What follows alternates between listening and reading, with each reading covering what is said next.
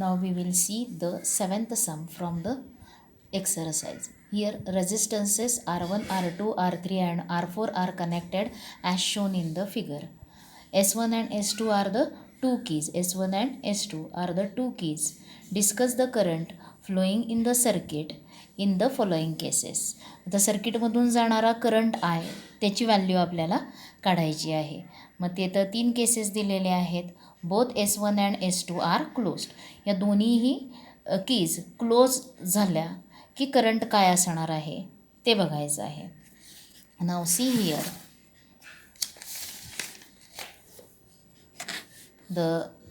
when S1 and S2 close होतील, S1 की close केली तर काय होणार आहे, करंट जो आहे तो करंट R3 त्याच्यानंतर बी पोझिशनला आल्यानंतर म्हणजे बी पॉईंटमधून तो काय होणार आहे, फ्लो होत असताना तो R2मधून फ्लो होणार आहे आणि या S1मधून परत हा पाथ घेणार आहे. पर त्याचबरोबर जो करंट आहे टोटल करंट सर्किटचा तो दोन ब्रांचमध्ये डिवाईड होणार आहे. R1 आणि R2 या रेझिस्टन्समधून तो पास होणार आहे आणि पुन्हा इथून आय एवढा करंट DFमध्ये आय एवढा करंट टोटल करंट सर्किटमधला येणार आहे. Now here S2 is closed. S2 close केल्यामुळं ही की क्लोज केल्यामुळं R4 आणि S2 हे काय झाले पॅरललमध्ये येणार आहेत आणि हे क्लोज झाल्यामुळं याचा रेझिस्टन्स जो आहे तो काय होणार आहे, झिरो जवळजवळ.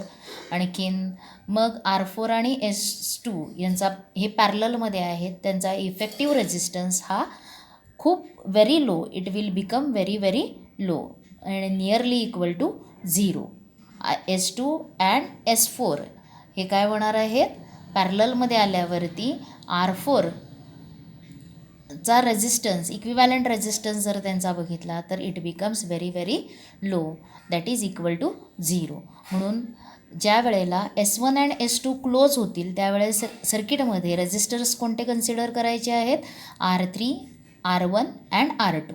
R4 त्यावेळेस कन्सिडर करायचा नाही, कारण का त्याचं जवळजवळ या शंट होणार आहे R4 इथं S2 क्लोज झाल्यामुळं. आणखीन त्याच्यामुळं यांचा इक्विवॅलंट रेझिस्टन्स हा काय येणार आहे, इक्वल टू झिरो होणार आहे. म्हणून R4 कन्सिडर करायचा नाही. मग तुमचा पाथ जो असणार आहे तो हा पूर्ण होणार आहे. म्हणजे करंट फ्लो होताना रेझिस्टन्स किती येणार आहेत सर्किटमध्ये फक्त कन्सिडर करायचे, R3, R2, R1. आता ह्याच्यामध्ये बघा R2 आणि R1 आणि R2 हे तुम्हाला कसे दिसतात, पॅरललमध्ये आहेत आणि या पॅरलल कॉम्बिनेशनला R3 हा काय आहे, सिरीजमध्ये आहे. R3 हा रेझिस्टर सिरीजमध्ये आहे.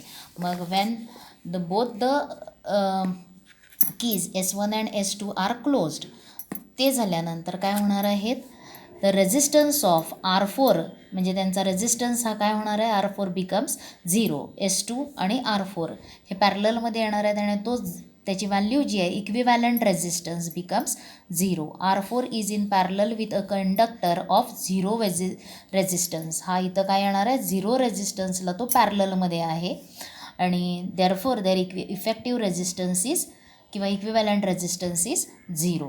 मग कन्सिडर कोणते करायचे आहेत, R3, R2, R1. ह्याच्यामध्ये R3 is in series with parallel combination of R2 and R3, R1 and R2 parallel कॉम्बिनेशनमध्ये. मग देअरफोर आता तुम्हाला R1 आणि R2चं parallel effective resistance 1/RP is equal to 1/R1 plus 1/R2. मग 1/RP इज इक्वल टू त्याच्यावरून RPची value काढायची आणि ती RP किती आलेली आहे, R1 plus R2 upon R1 R2 upon R1 plus R2.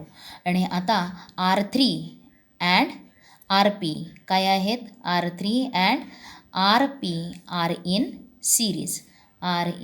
Series, ते सिरीजमध्ये येणार आहेत. देअरफोर त्यांचा effective resistance RS is equal to काय मिळणार आहे तुम्हाला, RS प्लस RP. आता करंट फाइंड करायचं आहे, सर्किटमधून जाणारा करंट. आता सर्किटचं पोटेन्शियल डिफरन्स जे अप्लाय केलेलं आहे ते V असेल, potential difference of the circuit. If the potential difference is V, if the potential difference if the potential difference of battery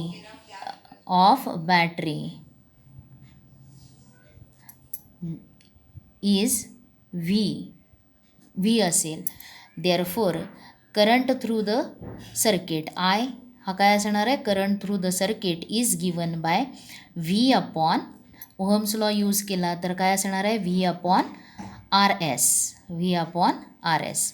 आणि आता आर एसची व्हॅल्यू काय आहे, तर V upon R S is equal to, what is R S, R S is equal to, इथं R3 पाहिजे, R3 plus R P, R S is equal to R3 plus R P.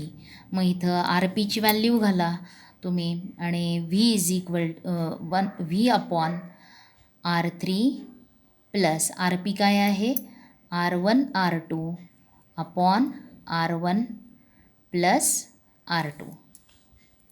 Therefore I is equal to काय होणार आहे, डिनॉमिनेटरमध्ये बघा काय करायचं आहे, इथंच करते त्याच्या पुढं डिनॉमिनेटरमध्ये हे घ्या, LCM घ्या आणि तो LCM असणार आहे R1 प्लस R2 याला या ब्रॅकेटला R1 प्लस R2ला R3नं मल्टिप्लाय केलं तर तुम्हाला काय येणार आहे, R1 R3 plus R2 R3 plus बघा R1 R3 plus R2 R3 plus काय असणार आहे, हे R1 R2 अपॉन तुमचं R1 plus R2. Therefore I is equal to काय मिळणार आहे तुम्हाला, हा डिनॉमिनेटरचा डिनॉमिनेटर हा व्हीला काय होणार आहे, मल्टिप्लाय R1 प्लस R2 म्हणजे I is equal to V into R1 plus R2 upon R1.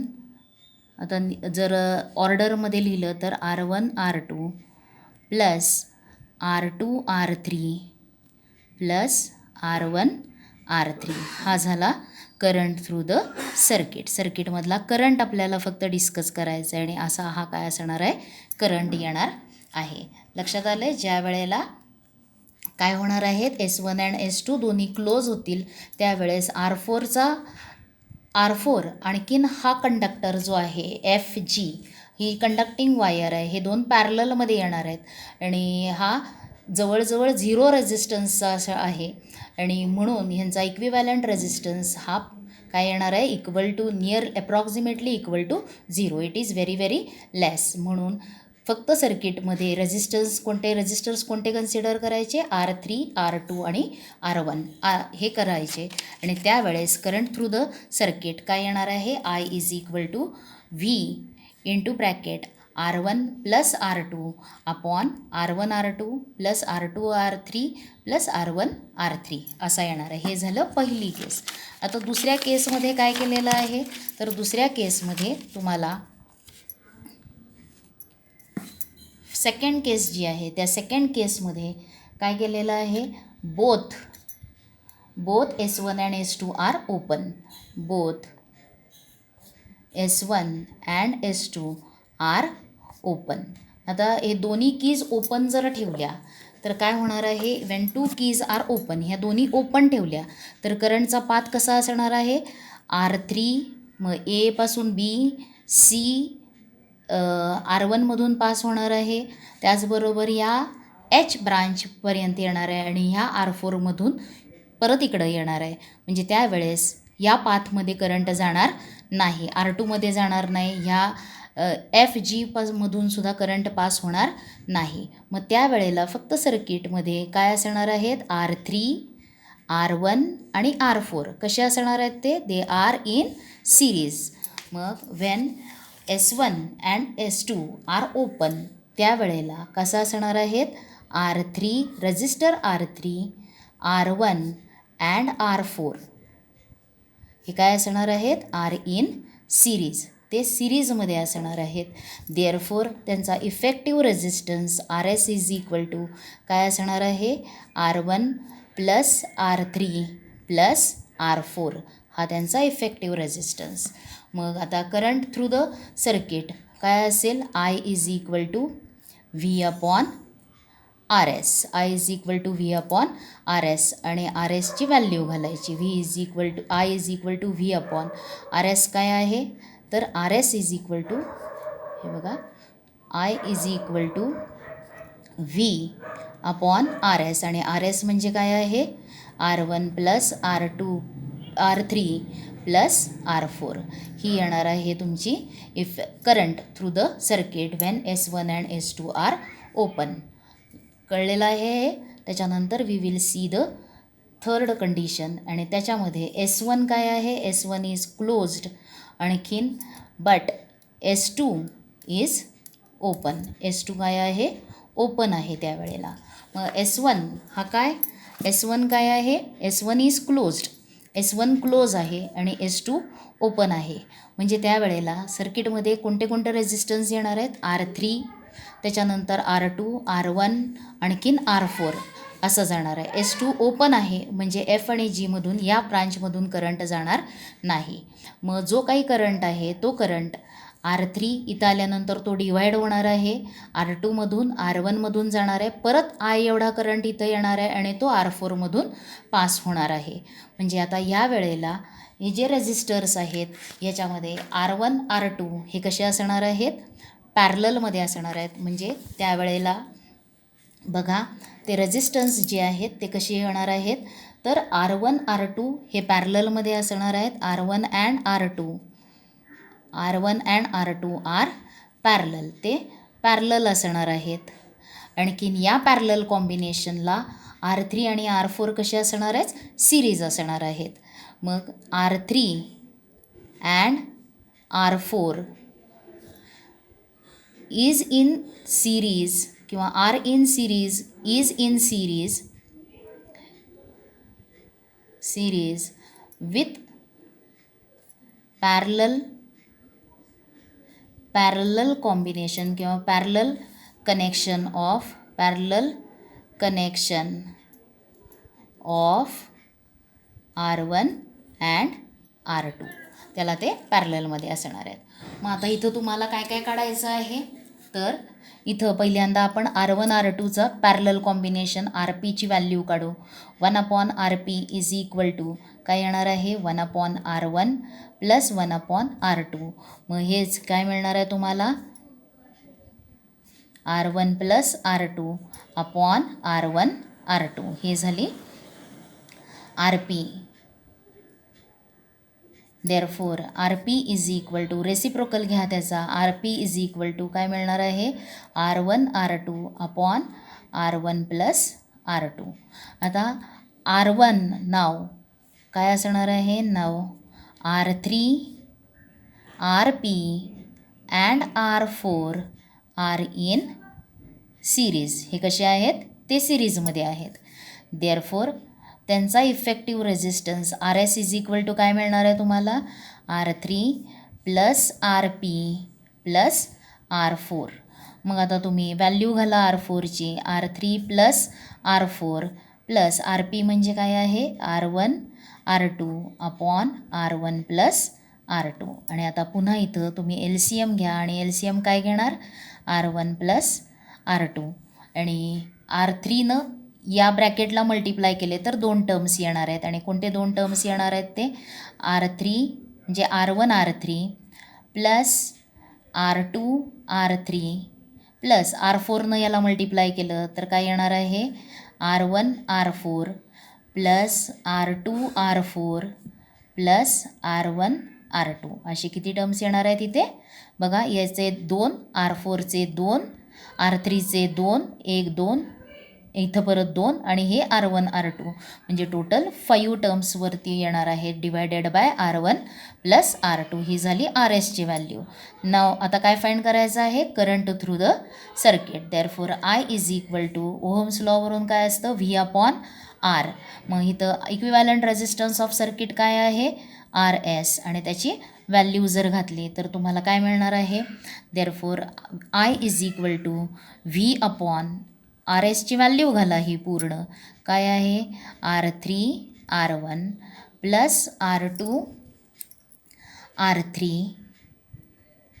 Plus R1 R4 plus काय असणार आहे R2 R4 plus R1 R2 R1 R2 आणि ह्याला पूर्ण डिवायडेड बाय काय आहे तर R1 प्लस R2.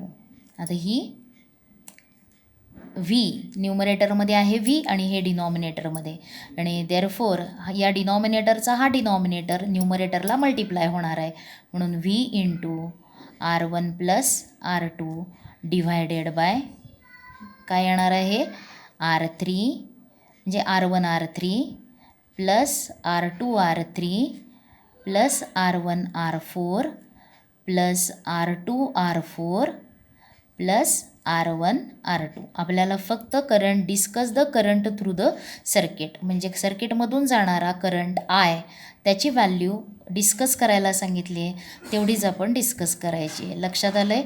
मग त्याच्यासाठी जे रेजिस्टर्स आहेत ते रेजिस्टर्स कसे जोडलेले आहेत ते बघा. त्याच्यावरून इक्विव्हॅलंट रेजिस्टन्स सर्किटचा फाइंड करा आणि तो इक्विव्हॅलंट रेजिस्टन्स मिळाल्यावरती तुम्हाला करंट थ्रू सर्किट फाइंड करण्यासाठी ओहम्स लॉ यूज करायचा. I is equal to V upon R S. हे लक्षात आलं आहे. हे सम व्यवस्थित लक्षात घ्या. Now we will see the 8th sum आणि ते 8th सम काय आहे तर now 8th sum 3 resistances x1 x2 x3 are connected in a circuit in different way. ते 3 circuits in different way they are connected. X is the effective resistance. The properties observed for these different ways of connecting x1 x2 and x3 are given below. Write the way in which they are connected in each case. I current आहे, V potential difference, X हा काय आहे effective resistance. मग current I flows through x1 x2 x3. I हा सर्किटमधून जाणारा current आहे.